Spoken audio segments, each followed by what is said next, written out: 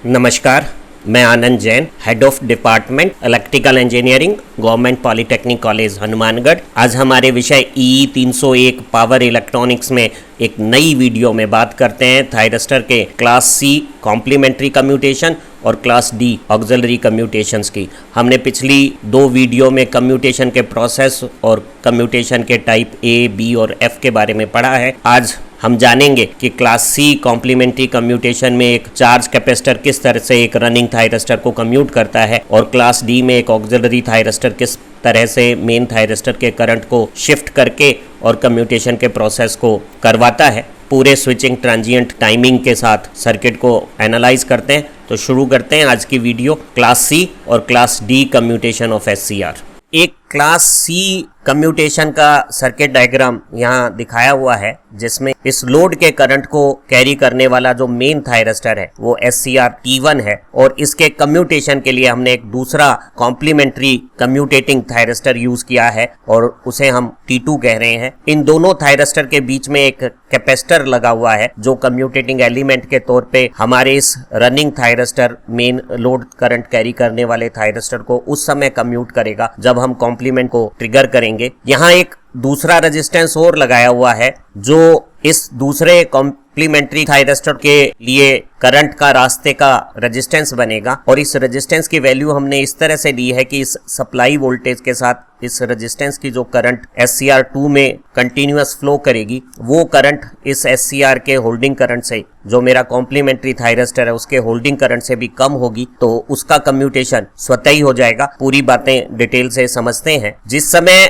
हम एक थायरिस्टर को बंद करने के लिए दूसरे थायरिस्टर को चालू करते हैं उस समय हमारे ये जो थायरिस्टर है, जैसे ये थायरिस्टर जो मेन थायरिस्टर है मेरा T1, वो इस लोड की करंट जो V/R1 है उसे तो कैरी करेगा ही करेगा। जिस समय मैं इसको स्विच कर रहा हूँ उस समय वो इस कैपेसिटर की चार्जिंग करंट को भी हैंडल करेगा। इसी तरह से ये जो मेरा दूसरा थायरिस्टर है वो इस R2 की जो करंट है उसे तो कैरी करेगा ही, और जिस समय हम इसे पहली बार ऑन करेंगे उस समय ये इस कैपेसिटर के करंट को भी कैरी करेगा। पूरा प्रोसेस अभी समझ में आ जाएगा। कल्पना करें कि ये हमारा जो कॉम्प्लीमेंट्री थायरिस्टर है वो R2 की करंट को V/R2 कैरी कर रहा है और V/R2 करंट जब बह रहा है और हमें इसे बंद करना है तो हमने इस मेन थायरिस्टर को, हमें लोड में करंट भी चालू करना है, ट्रिगर पल्स दे दी है। अब आप देखिए कि ये जो कैपेसिटर है वो एक डिस्चार्ज सर्किट बनाकर इस अपनी पोलैरिटी की वोल्टेज से इस थायरिस्टर T2 को कम्यूट कर देगा और ये जो लोड का करंट है वो मेन थायरिस्टर के साथ सर्किट में बहने लगेगा। उसी दौरान ये कैपेसिटर पहले तो इस थायरिस्टर को बंद करेगा, रिवर्स रिकवरी करंट फ्लो कर, हम डिटेल में बाद में समझने वाले हैं, और उसके बाद ये इस R2 के साथ एक सर्किट बनाएगा मेन थायरिस्टर के साथ सप्लाई वोल्टेज का, और वो इस कैपेसिटर को पहले तो डिस्चार्ज करेगा और फिर इसकी पोलैरिटी बदल देगा और इसको रिवर्स पोलैरिटी के साथ चार्ज कर देगा। इस दौरान ये जो मेरा थायरिस्टर है वो लोड का करंट तो कैरी कर ही रहा है, वो इस R2 के साथ कैपेसिटर का जो डिस्चार्ज करंट है और बाद में जो चार्जिंग करंट है वो भी कैरी कर रहा है। इस चार्जिंग करंट के कारण इस कैपेसिटर में जो ये चार्जिंग करंट जा रहा है उसके कारण कैपेसिटर की चार्ज की पोलैरिटी चेंज हो जाएगी और अब इसकी जो राइट साइड है वो पॉजिटिव पोलैरिटी के साथ चार्ज को हैंडल करेगी और इस चार्जिंग परिपथ में धारा तब तक बहेगी जब तक कि यहाँ सप्लाई के बराबर वोल्टेज ना आ जाए। तो कैपेसिटर पूरी सप्लाई की वोल्टेज के साथ इस पॉजिटिव पोलैरिटी के साथ चार्ज हो जाएगा और मेरा मेन थायरिस्टर कंटिन्यूअस लोड का करंट कैरी करता रहेगा और मेरा ऑक्सिलरी थायरिस्टर अपनी पुरानी इस एक्शन से, कैपेसिटर की एक्शन से बंद हो चुका है। अब अगर मुझे मेन थायरिस्टर जो लोड करंट कैरी कर रहा है उसे बंद करना है तो इस कॉम्प्लीमेंट्री थायरिस्टर को गेट पे ट्रिगर सिग्नल देना होगा। जब हम इस कॉम्प्लीमेंट्री थायरिस्टर को ट्रिगर सिग्नल देंगे तो ये जो कैपेसिटर की जो पॉजिटिव पोलैरिटी है वो आप देखिए इस थायरिस्टर जो मेन लोड कैरिंग थायरिस्टर है उसके कैथोड की तरफ पॉजिटिव पोटेंशियल आ जाएगा और ये कैपेसिटर इस पे रिवर्स वोल्टेज अप्लाई करेगा। क्या होगी सारी एक्शन समझ लेते हैं। जैसे ही हमने कॉम्प्लीमेंट्री थायरिस्टर T2 को ट्रिगर किया है, आप इस ग्रीन हाईलाइट सेक्शन के सराउंडिंग में देखिए ये शॉर्ट हो गया है और कैपेसिटर की पॉजिटिव पोलैरिटी इस थायरिस्टर के रिवर्स बाइसिंग के लिए आ गई है। तो एक साथ दो काम होंगे। इस लोड की जो करंट है वो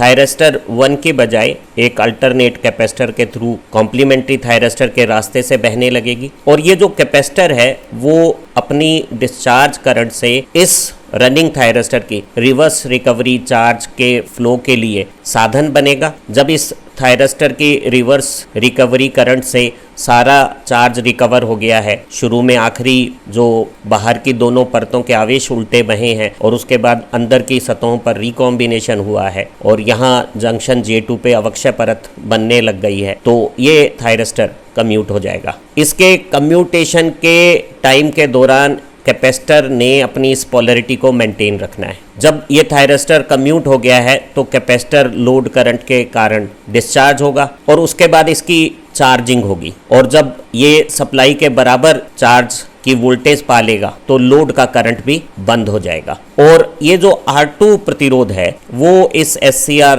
जो कॉम्प्लीमेंट्री थायरिस्टर है उसके साथ एक धारा प्रवाह का रास्ता बनाए रखेगा और दो डिजाइन हो सकती है। एक डिजाइन में हमने इस R2 रेजिस्टेंस का मान इतना अधिक रखा है कि इस सप्लाई वोल्टेज से R2 की जो धारा है V/R2 इसका मान इस थायरिस्टर के होल्डिंग करंट से कम है और ऐसी स्थिति में ये थायरिस्टर स्वतः ही बंद हो जाएगा। और एक दूसरी स्थिति है कि ये धारा बहती रहेगी और जब हम लोड में दोबारा धारा प्रवाह के लिए इस थायरिस्टर को ट्रिगर करेंगे तो इसका जो लोड धारा है वो तो मेन मेरा थायरिस्टर कैरी करेगा, पर उसी दौरान ये जो चार्ज कैपेसिटर है वो इस कॉम्प्लीमेंट्री थायरिस्टर का भी कम्यूटेशन उसी तरह से कर देगा जिस तरह से अभी इसने यहाँ हमारे मेन थायरिस्टर का कम्यूटेशन किया है। क्लास C कम्यूटेशन की सारी प्रक्रियाओं के समय चरण समझ लेते हैं। हमारा कॉम्प्लीमेंट्री थायरिस्टर इस R2 प्रतिरोध में जो सप्लाई वोल्टेज से जो धारा बन रही है V/R2 वो कैरी कर रहा है और हमें लोड में धारा प्रवाह करने के लिए हमने मेन थायरिस्टर के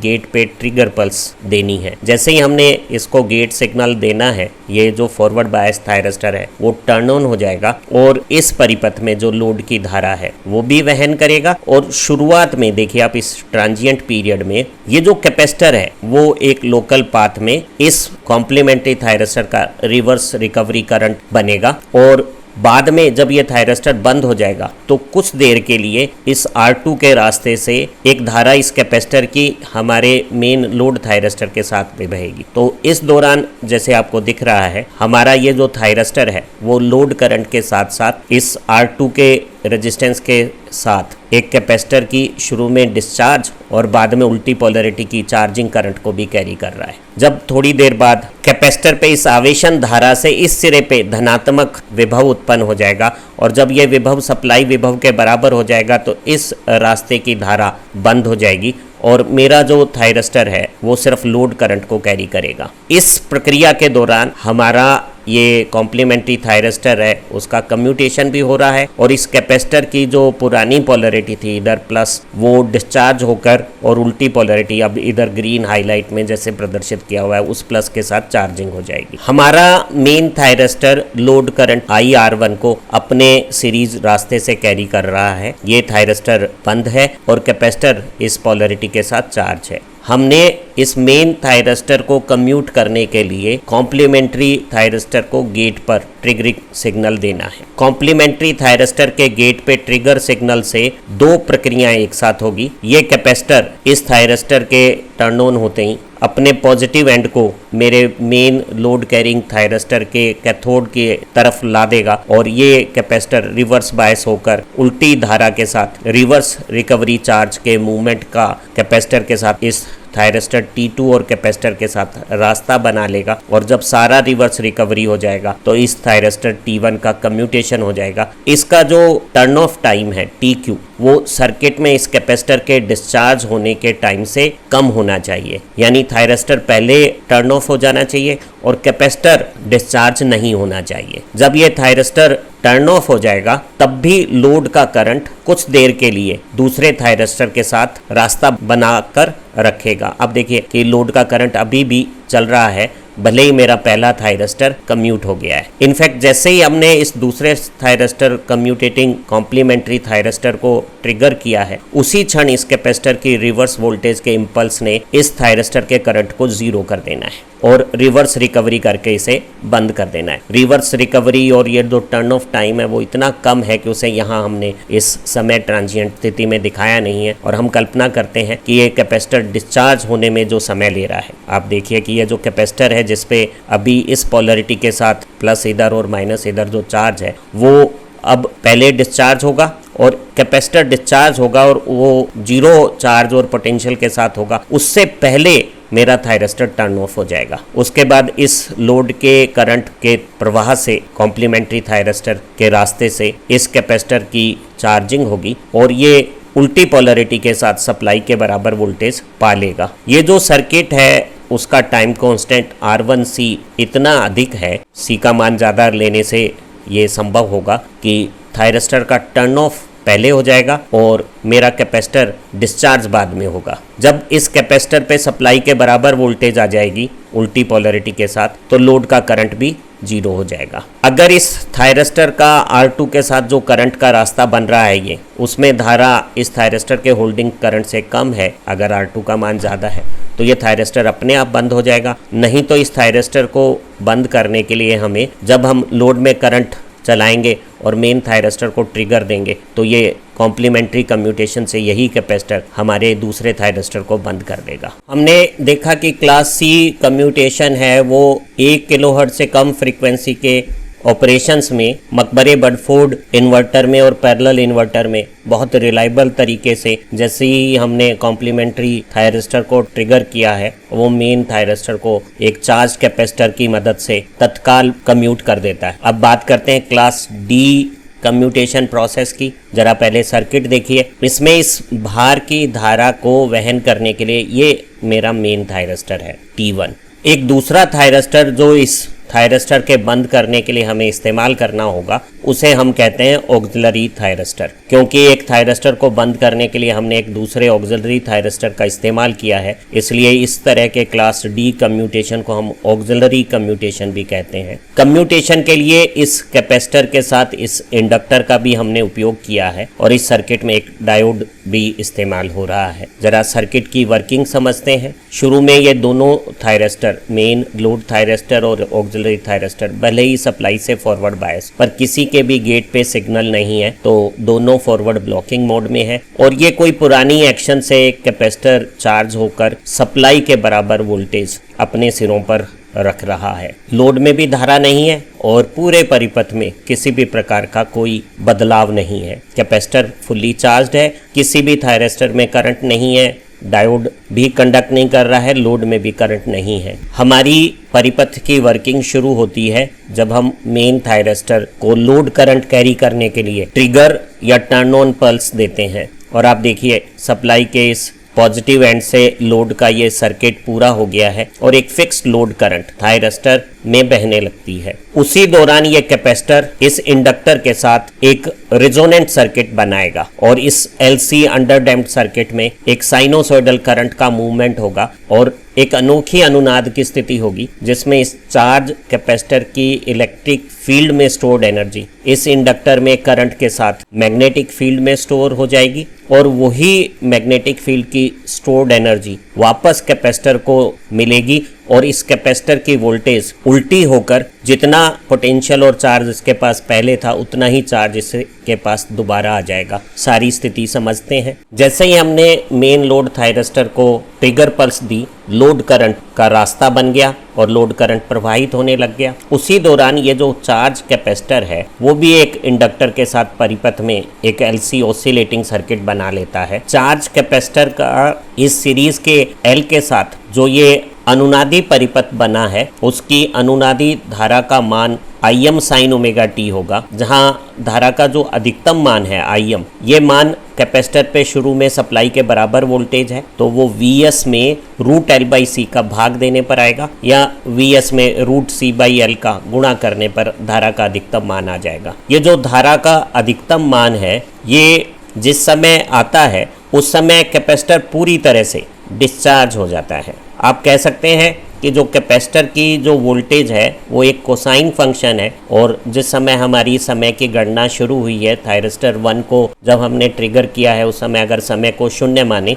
तो समय जब बढ़ता है तो शुरू में परिपथ की धारा बढ़ती है, और कैपेसिटर का ये जो प्लस इधर और माइनस इधर चार्ज है और ये जो वोल्टेज है वो कोसाइनोसॉइडल घटती है, और इस समय इंडक्टर में अधिकतम धारा और कैपेसिटर में पूरा डिस्चार्जिंग हो गया है। तो हम कह सकते हैं कि कैपेसिटर की एनर्जी इंडक्टर के पास रेजोनेंस अवस्था में पहुंच गई है, और यही इंडक्टर की धारा इस डायोड को अग्रमित रखेगी, और थायरिस्टर 1 के साथ ये धारा साइनोसॉइडली घट के जब दोबारा 0 होगी तो इस कैपेसिटर पे आप देखेंगे कि ये जो पोलरिटी है वो बदल जाएगी, और धारा जब 0 होगी तो कैपेसिटर पे एक बार फिर सप्लाई के बराबर वोल्टेज आ जाएगी उल्टी पोलरिटी के साथ, और इस परिपथ में जब धारा 0 हो गई है तो ये डायोड रिवर्स बायस हो गया है। अब कैपेसिटर इस पोलरिटी के साथ चार्ज्ड है, और मेरा मेन थायरिस्टर लोड की करंट को जो स्टेडी वैल्यू की आई नोट वैल्यू की है उसे कैरी कर रहा है। अगर मुझे इस मेन थायरिस्टर को कम्यूट करना है तो मुझे इस ऑक्सिलरी थायरिस्टर को ट्रिगर पल्स देनी होगी, और ऑक्सिलरी थायरिस्टर को ट्रिगर पल्स देने के कुछ समय बाद पहले मेन थायरिस्टर बंद होगा और उसके बाद ऑक्सिलरी थायरिस्टर भी बंद हो जाएगा। कैसे परिपथ काम करता है वो समझ लेते हैं। मेन रनिंग थायरिस्टर को बंद करने के लिए जैसे ही हमने ऑक्सिलरी थायरिस्टर को t = t1 समय क्षण पर ट्रिगर पल्स दी है तो ये जो चार्ज कैपेसिटर है वो एक रिवर्स वोल्टेज बनाता है मेन कंडक्टिंग थायरिस्टर के, और उससे इसकी धारा तत्काल बदल जाती है, और भार की धारा कैपेसिटर के साथ ऑक्सिलरी थायरिस्टर से होकर लोड में बहने लगती है, और इस मेन थायरिस्टर में रिवर्स रिकवरी करंट फ्लो होने लगती है, और जब सारा रिवर्स रिकवरी हो जाती है और बाद में अंदर की जंक्शन पे रिकॉम्बिनेशन से गेट पावर रिकवरी का समय क्षण भी हो जाता है, तो ये थायरिस्टर का कम्यूटेशन हो जाता है। ये जरूरी है कि इस थायरिस्टर का कम्यूटेशन टाइम इस कैपेसिटर के डिस्चार्ज होने के सर्किट टर्न ऑफ टाइम से कम होना चाहिए, अर्थात ये थायरिस्टर पहले बंद हो जाना चाहिए और ये कैपेसिटर पूरा डिस्चार्ज नहीं होना चाहिए। बाद में हम वेवफॉर्म्स में ये बात और समझेंगे। जब ये थायरिस्टर मेन हमारा बंद हो गया है तब भी कुछ देर के लिए लोड में धारा प्रवाहित होती रहेगी, और ये कैपेसिटर पहले डिस्चार्ज होगा और उसके बाद ऑक्सिलरी थायरिस्टर में जब धारा प्रवाहित होगी तो इसमें उल्टी पोलरिटी के साथ चार्जिंग होगी, और जब इस पे उल्टी पोलरिटी के साथ सप्लाई के बराबर विभव आ जाएगा तो इस परिपथ में धारा प्रवाह 0 हो जाएगा। जब इस ऑक्सिलरी थायरिस्टर की करंट होल्डिंग करंट से कम हो गई है, कैपेसिटर पूरी सप्लाई वोल्टेज के बराबर आवेशित हो गया है, तो ये ऑक्सिलरी थायरिस्टर स्वतः परिपथ की इस सीरीज कैपेसिटर के कारण कम्यूट हो जाएगा। परिपथ की संपूर्ण वर्किंग को तेजी से दोहरा लेते हैं। हमने मेन लोड थायरिस्टर के गेट पे ट्रिगर पल्स दी है, और जो लोड करंट है स्टडी वैल्यू का वो